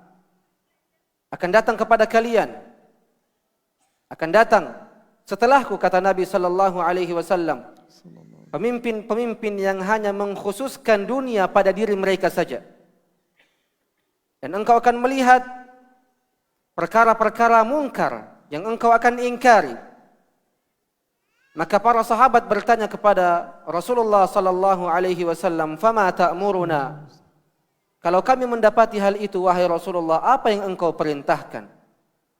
Maka Rasulullah sallallahu alaihi wasallam bersabda, "Tu'adduna al-haqqa ma 'alaikum, tuhadduna al-haqqa ma 'alaihim." تؤدون الحق الذي عليكم وتسألون الله الذي لكم. تؤدون الحق الذي عليكم تحدون الحق الذي عليكم وتسألون الله الذي لكم وتسألون الله الذي لكم.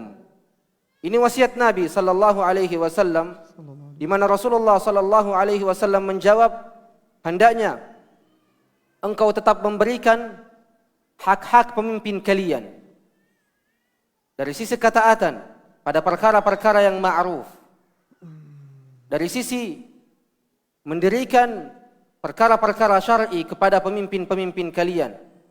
Adapun hak-hak kalian, yang dimana pemimpin kalian ini menahan hak-hak kalian, maka hendaknya engkau hanya minta kepada Allah subhanahu wa ta'ala. Inilah wasiat Rasulullah sallallahu alaihi wasallam. Rasulullah sallallahu alaihi wasallam tidak memerintahkan umatnya untuk keluar memberontak kepada pemimpin dengan cara demonstrasi besar-besaran atau dengan cara orang-orang Khawarij, yakni dengan cara memaksakan penggulingan terhadap pemerintah atau pemimpin-pemimpin saat itu. Nabi sallallahu alaihi wasallam tidak memerintahkan hal tersebut. بل إمعانا في بيان أهمية هذه الطاعة والسمع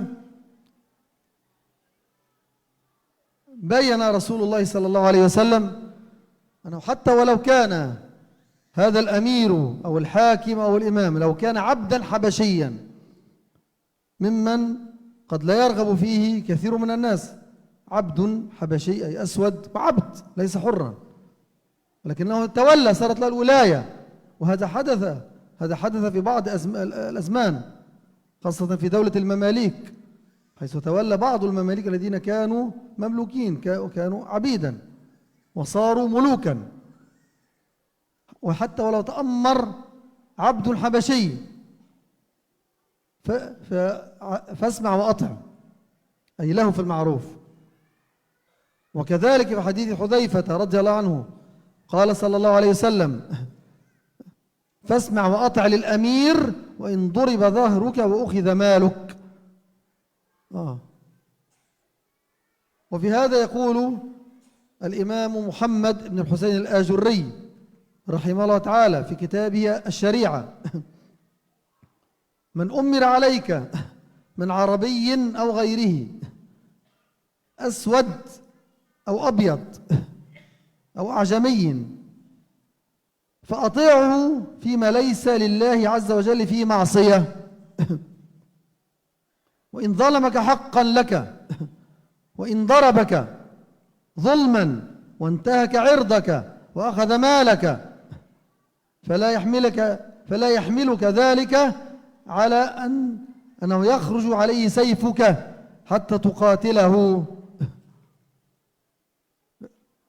فلا يحملك ذلك على أنه يخرج عليه سيفك حتى تقاتله، ولا تخرج مع خارجي، ونقول نحن الآن حزبي، حتى تقاتله، ولا تحرض غيرك على الخروج عليه، ولكن اصبر عليه. هذه نصيحة الآجري، وهي نصيحة مأخوذة من مشكاة النبوة. Kemudian Syekhuna hafizahullah tabaraka wa ta'ala menjelaskan tentang pentingnya ketaatan kepada pemimpin, di mana bahkan ketika pemimpin engkau adalah seorang budak dari Habasyah, bahkan ketika pemimpin engkau adalah budak dari Habasyah, yang di mana kebanyakan manusia tidak akan pernah ridha dipimpin oleh seorang budak.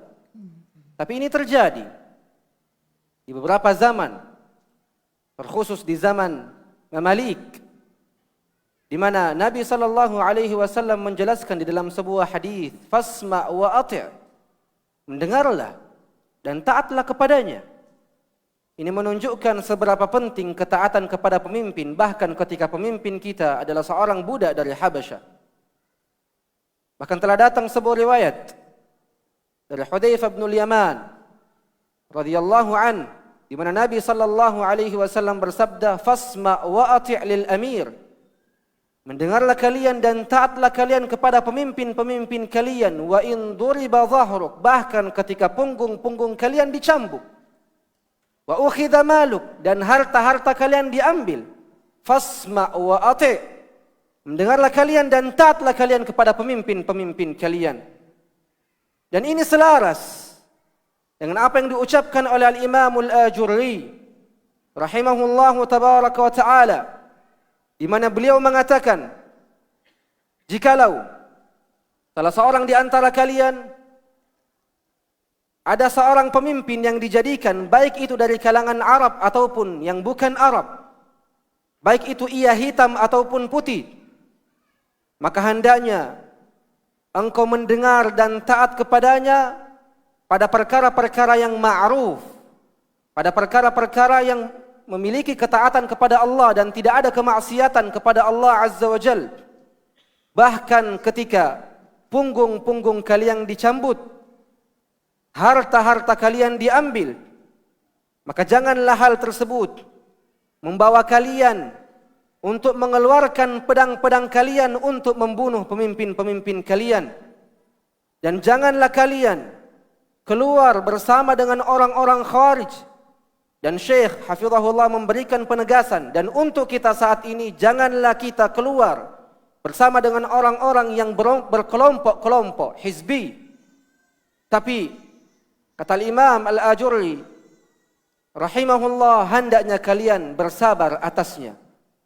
Ini sebuah ucapan dari Al-Imam Al-Ajurri rahimahullahu tabaraka wa ta'ala, yang diambil dari harumnya semerbak hadis-hadis Rasulullah sallallahu alaihi wasallam. نعم. وقد تداول أئمة السنة من أئمة السلف الصالح ومن جاء بعدهم على تقرير هذا الأصل من أصول أهل السنة، من أصول منهج السلف الصالح في كتب الاعتقاد إلى وقتنا هذا. ولكني أخص بالذكر ما جاء نقله في القرون الأولى من الهجرة، التي قد تم فيها الجمع والتدوين لأصول معتقد أهل السنة والجماعة وما كان عليه سلف الأمة من الصالحين في باب العقيدة. ومن هذا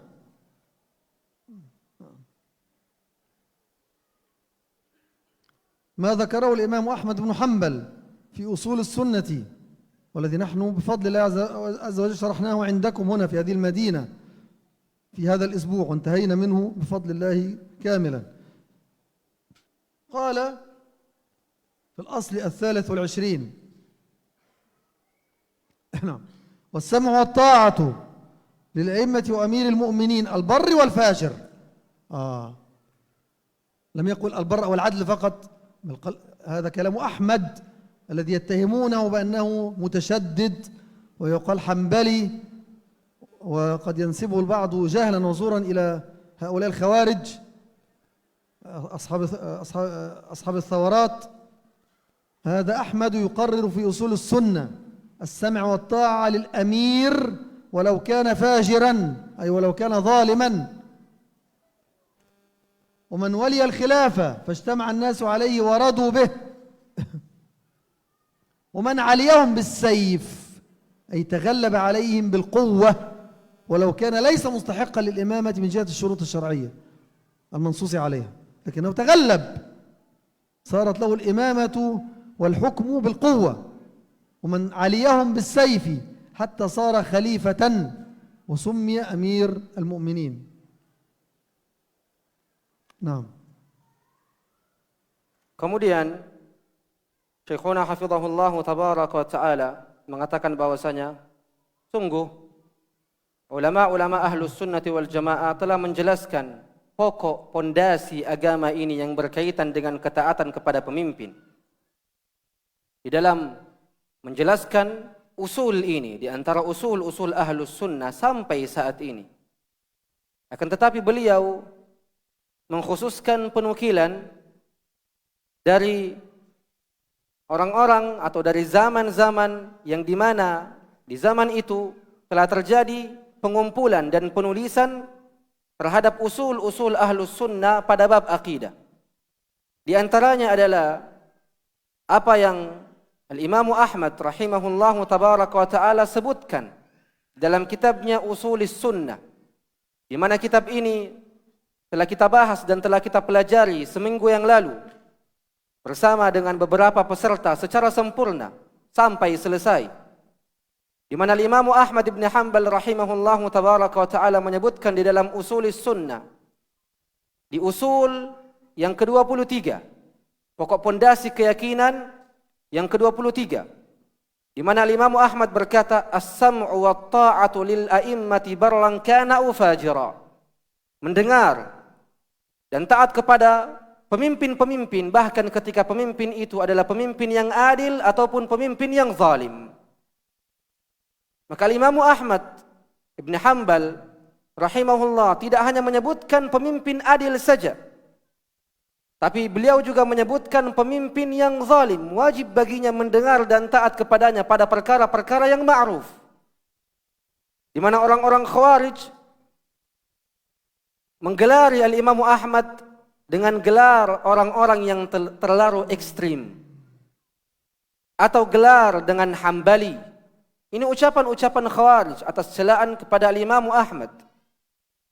Maka mendengar dan taat kepada pemimpin walaupun pemimpin itu adalah pemimpin yang zalim adalah sebuah kewajiban.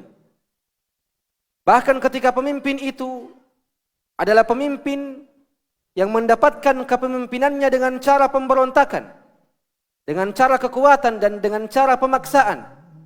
Tapi ketika ia telah sampai kepada pemimpin, telah sampai pada puncak kepemimpinan dan manusia telah sepakat akan kepemimpinannya, maka wajib pada saat ini untuk mendengar dan taat kepadanya tanpa menafikan bahwasanya cara pemberontakan bukanlah cara-cara yang syar'i. Tapi ketika itu terjadi dan ia sampai pada kepemimpinan dengan cara itu, kita tetap mendengar dan taat kepadanya selama ucapan manusia atau kalimat manusia telah sepakat bahwasanya orang ini adalah seorang pemimpin. نعم. وقال أحمد أيضا في الأصل 27 من أصول السنة ومن خرج على إمام من أئمة المسلمين وقد كان الناس اجتمعوا عليه وأقروا له بالخلافة بأي وجه كان، بالرضا أو بالغلبة، فقد شق هذا الخارج عصا المسلمين وخالف الآثار عن رسول الله صلى الله عليه وسلم، فإن مات الخارج عليه مات ميتة جاهلية. والإمام أحمد متى توفي؟ في العام 41 بعد 200، أي قبيل منتصف القرن الثالث الهجري. نعم، فهو من أئمة السلف الصالح. نعم.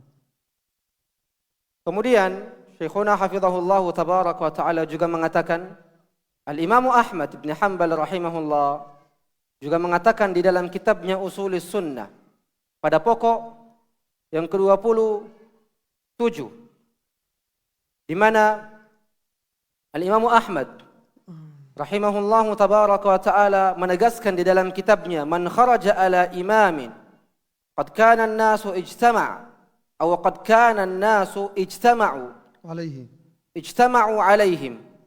Kata Imam Ahmad, barang siapa yang keluar memberontak kepada seorang imam di mana manusia telah sepakat akan kepemimpinannya, baik itu dengan cara yang ridha ataupun dengan cara pemaksaan ataupun pemberontakan, kata Imam Ahmad, faqad syaqqa 'asal muslimin, sungguh ia telah memecah belah barisan kaum muslimin, persatuan kaum muslimin, wa khalafa athar Rasulillah sallallahu alaihi wasallam, dan sungguh pula ia telah menyelisihi sunnah-sunnah Rasulullah sallallahu alaihi wasallam. Fa in mata mitatan jahiliyah. Kalau orang ini meninggal, maka sungguh ia meninggal dalam keadaan jahiliyah. Dan Imam Ahmad rahimahullahu tabaraka wa taala meninggal di tahun 241 Hijriyah, dan beliau bagian dari ulama imam ahlus sunnati wal jamaah. Nah. وقال الرازيان الإمام أبو زرعة الرازي رحمه الله المتوفى في العام 62 بعد 200، وقرينه الإمام محمد بن إدريس أبو حاتم الرازي رحمه الله المتوفى في العام 77 بعد 200، قال في ذكر معتقدهما الذي نقله اللالكائي هبة الله رحمه الله في كتابه شرح أصول اعتقاد أهل السنة، في حال تقريرهما لأصول عقيدة أهل السنة، قال بعد أن يعني ذكر في أول هذا، أو ذكر اللالكائي في أول هذه العقيدة نقلا عن عبد الرحمن ابن أبي حاتم الرازي أنه قال: سألت أبي أي أبا حاتم وأبا زرعة عن مذاهب أهل السنة في أصول الدين وما أدرك عليه العلماء في جميع الأمصار وما يعتقدان من ذلك، فقال: أدركنا العلماء في جميع الأمصار حجازا وعراقا وشاما ويمنا، أي يعني شمالا وجنوبا وشرقا وغربا، أو غربا وشرقا، فكان مذهبهم. ثم ذكر جملا من أصول أهل السنة إلى أن قال أي أبو حاتم وأبو زرعة: ولا نرى الخروج على الأئمة أي الحكام، ولا القتال في الفتنة، ونسمع ونطيع لمن والله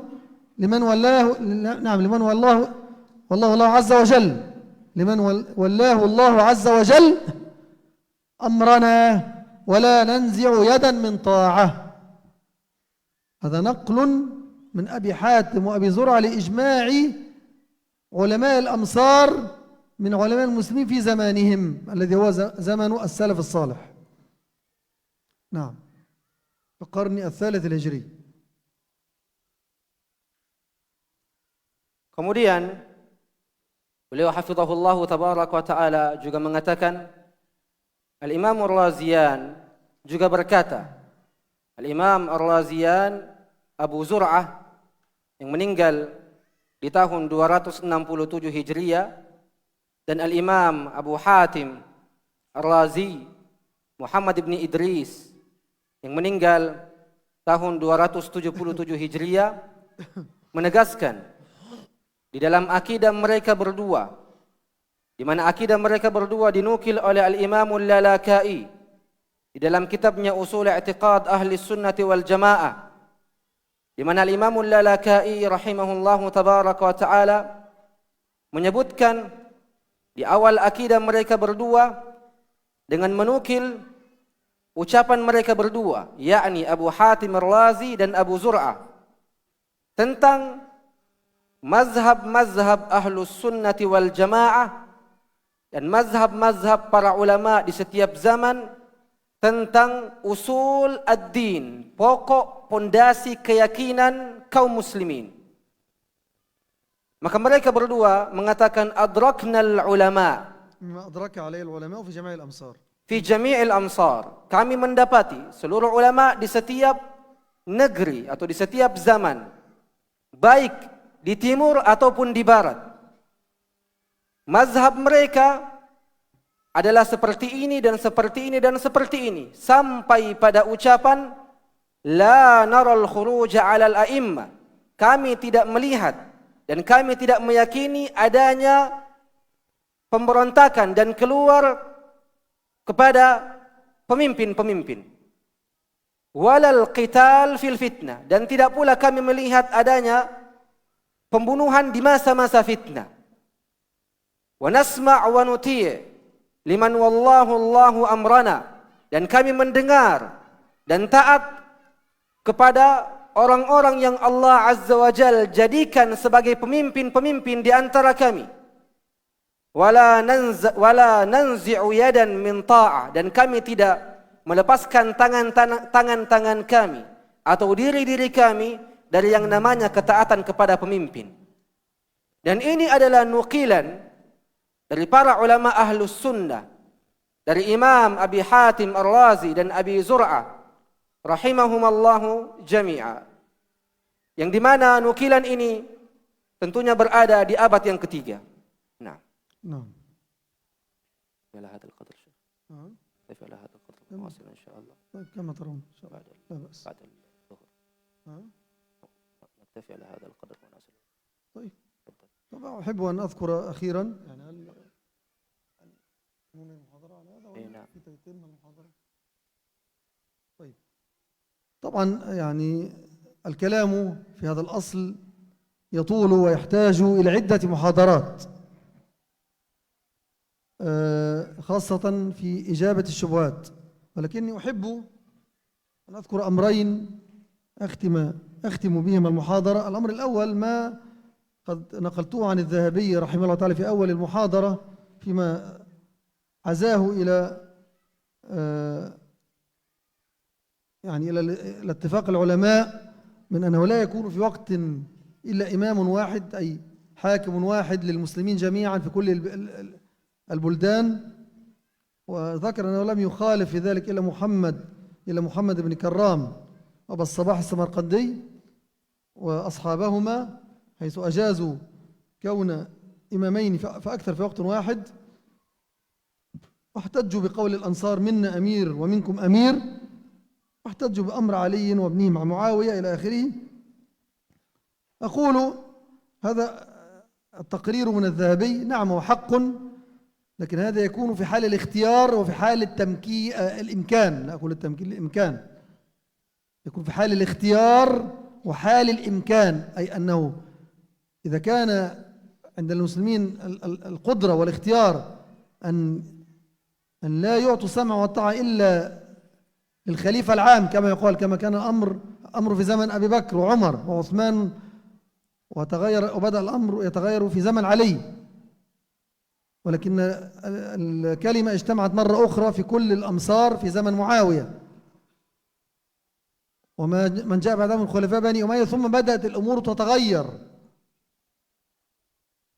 في زمن بني العباس في الخلافة العباسية، حيث بدأت دول الإسلام تتعدد، وذلك لما اتسعت رقعة بلاد الإسلام.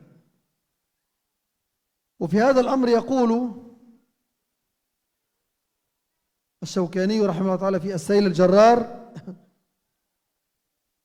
نعم أنه وأما بعد انتشار الإسلام واتساع رقعته وتباعد أطرافه،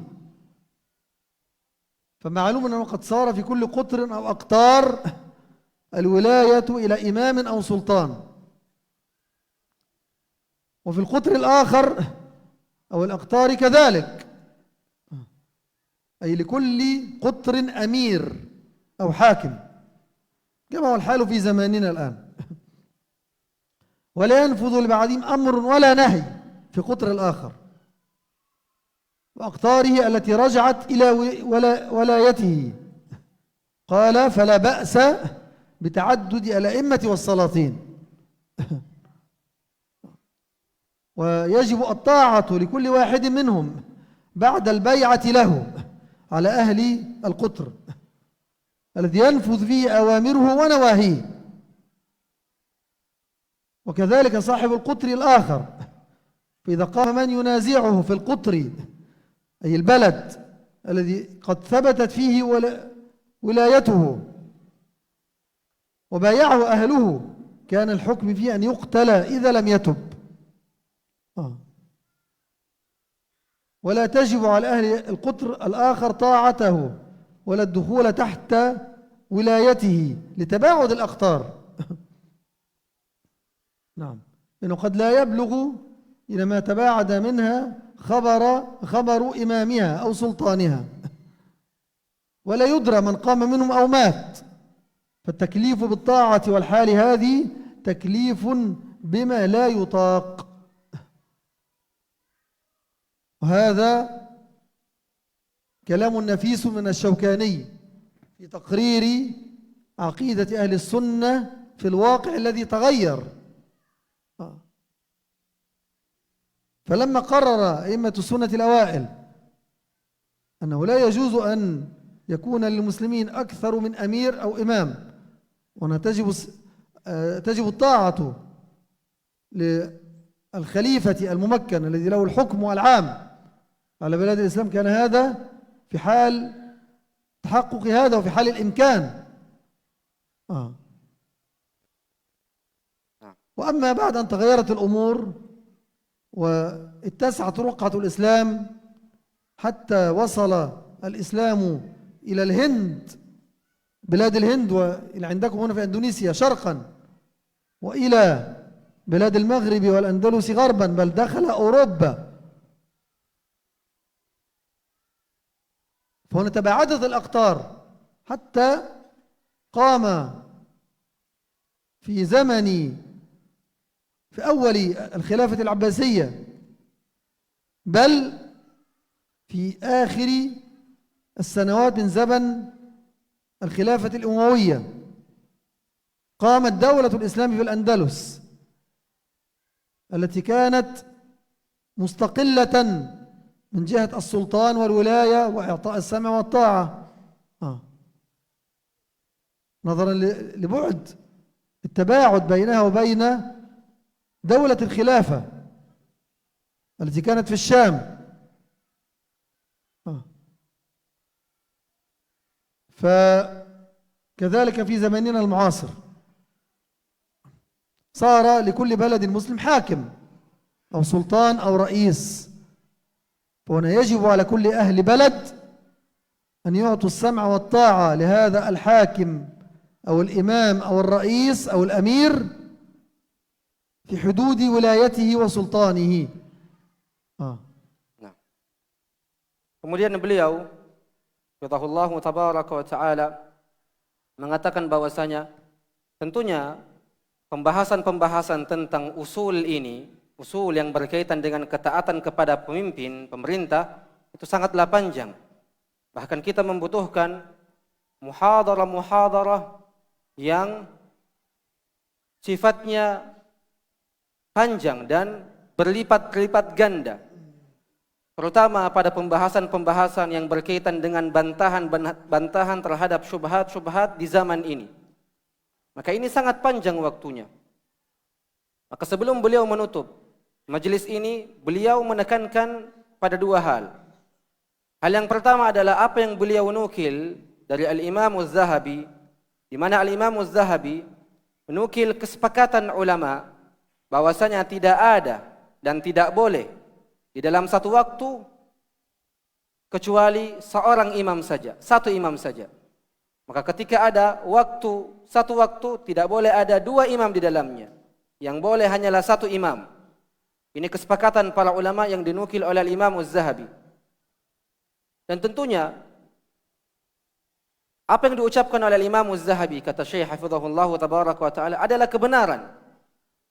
Akan tetapi kebenaran ini pada keadaan yang dimana kita mampu untuk melakukan hal tersebut, mampu untuk mendengar hanya kepada satu pemimpin saja atau satu khalifah saja di sisi kaum muslimin. Itu tentunya boleh kita lakukan dan mampu kita lakukan ketika kaum muslimin memiliki kudrah, kemampuan. Seperti itu terjadi di zaman Umar bin Al-Khattab dan Utsman bin Affan. Adapun di zaman Ali bin Abi Thalib maka keadaannya berubah. Tapi setelah itu di zaman Muawiyah kembali lagi kalimat kaum muslimin bersatu. Dan jadilah urusan-urusan kaum muslimin itu berubah-ubah. Di mana negeri-negeri kaum muslimin semakin bertambah. Semakin bertambah dan semakin banyak. Dan Imam Syaukani memiliki ucapan pada pembahasan ini, di mana beliau rahimahullahu tabaraka wa ta'ala mengatakan, adapun setelah tersebarnya Islam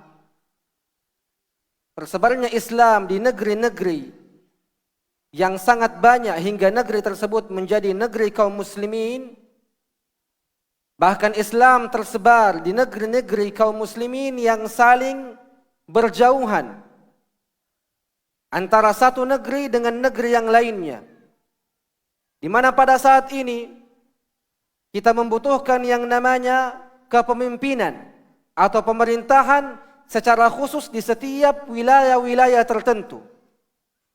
Itu disebabkan karena antara negeri dengan negeri yang lainnya ada batas yang sangat jauh, ada jarak yang sangat jauh, sehingga pada saat ini wajib bagi setiap wilayah untuk memiliki seorang pemimpin,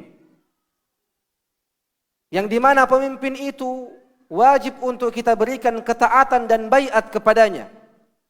Dan ini tentunya di setiap negeri-negeri kaum muslimin. Kemudian ketika negeri-negeri kaum muslimin semakin banyak dan Islam ini semakin tersebar, di mana satu negeri Islam dengan Islam yang lain memiliki jarak yang sangat jauh, pada saat ini mustahil untuk kita mendapatkan kabar-kabar ataupun mendapatkan informasi-informasi secara cepat pada waktu itu. Sehingga tentunya ketika kita mengatakan hanya satu pemimpin saja yang boleh kita taati, maka ini adalah perkara yang tidak mungkin bisa kita lakukan. At-taklifu bima la yutaq. Maka ini ucapan dari Al-Imam Syaukani, ucapan yang sangat indah di dalam menjelaskan usul Ahlus Sunnati wal Jamaah, sebagaimana apa yang dijelaskan oleh orang-orang terdahulu di dalam menjelaskan usul ini, di mana tidak ada dan tidak boleh di dalam satu waktu ada dua imam. Dan tentunya ini pada perkara-perkara ketika kita mampu untuk melakukannya. Adapun di zaman ini kita sangat sulit untuk melakukannya disebabkan karena negara-negara kaum muslimin sudah bertambah banyak dan semakin luas, sehingga membutuhkan di setiap wilayah yang namanya pemimpin untuk mengurusi apa-apa yang ada di dalam batas-batas wilayahnya. Seperti apa yang terjadi di negeri Andalus, di mana negeri Andalus kala itu telah menjadi negeri Islam karena jauhnya jarak Al-Andalus pada saat itu, sehingga dibutuhkan pemimpin khusus untuk negeri ini, yang dimana mendengar dan taat kepada pemimpin Andalus saat itu adalah perkara yang wajib. Itu disebabkan karena jauhnya jaraknya dari negeri khalifah pada saat itu di Syam. Oleh karena itu, sama halnya di zaman kita sekarang, di mana setiap negeri kaum muslimin bertambah banyak. Maka wajib bagi setiap negeri di antara negeri-negeri kaum muslimin memiliki pemimpin-pemimpin yang mengatur apa-apa yang ada di dalam wilayahnya. Sehingga ketika itu terjadi, maka wajib bagi setiap umat untuk menaati pemimpin-pemimpin di setiap negara-negara masing-masing. Nah. وكذلك أقول بارك الله فيكم ختاما لهذه المحاضرة أن قيامنا ببيان هذا الأصل من أصول أهل السنة نرجو أن يكون ابتغاء مرضات الله كما جاء في عنوان المحاضرة، ليس تزلفا لحاكم من حكام المسلمين أو طلبا يعني لجاه عنده أو طلبا لمصلحة منه ولا مداهنة له ولا رياء ولا سمعة، إنما نقوم ذلك طاعة لله عز وجل وابتغاء مرضاته وتقريرا لسنة رسول الله صلى الله عليه وسلم ولمعتقد الصحابة والتابعين لهم بإحسان من سلف هذه الأمة.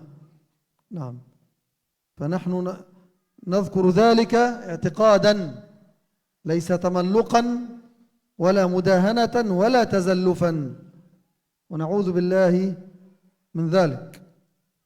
نسأل الله عز وجل أن يرزقنا الإخلاص والصدق في القول والعمل، وأن يصلح ولاة أمر المسلمين، وأن يجمع كلمتهم على نصرة الإسلام والمسلمين في كل بلد، وأن يجمع كلمتهم وقوتهم وجيوشهم على تطهير بلاد الإسلام من كيد ومكر أعداء الإسلام من اليهود ومن ولاهم من الصليبيين وغيرهم من المجوس الفرس الذين أفسدوا البلاد والعباد ونشروا الكفر والفجور في كل أنحاء العالم، وأن يجعل العزة والعزة لدينه سبحانه. وصلى الله على محمد وعلى آله وأصحابه وسلم.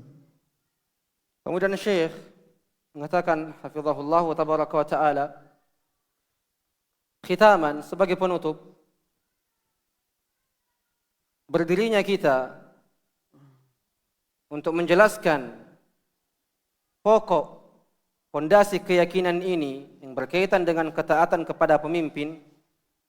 Kita berharap darinya untuk meraih ridha Allah subhanahu wa ta'ala, seperti yang telah datang dari tema muhadharah saat ini.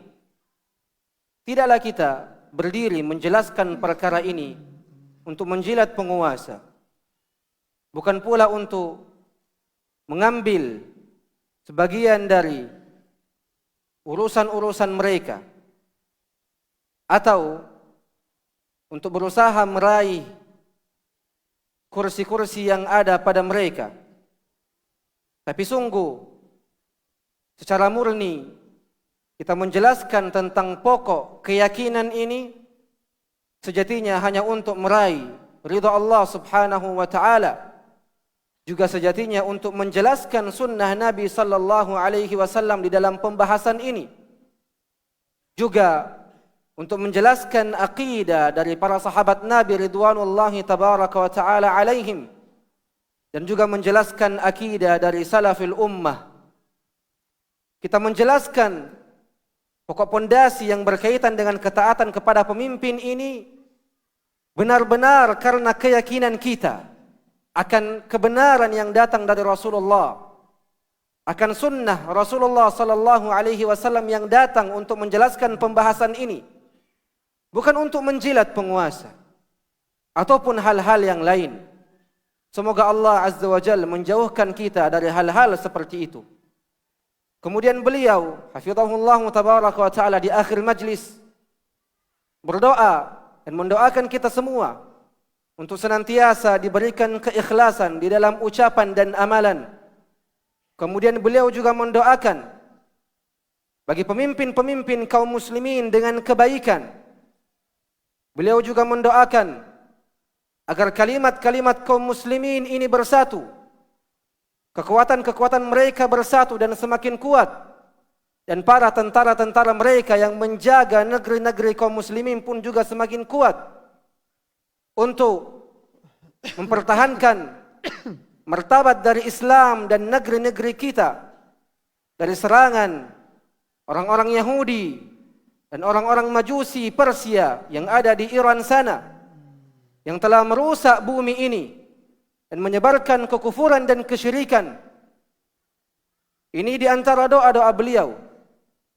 Kemudian beliau mengaminkan doa-doa tersebut dan mengucapkan Assalamualaikum warahmatullahi wabarakatuh. Waalaikumsalam warahmatullahi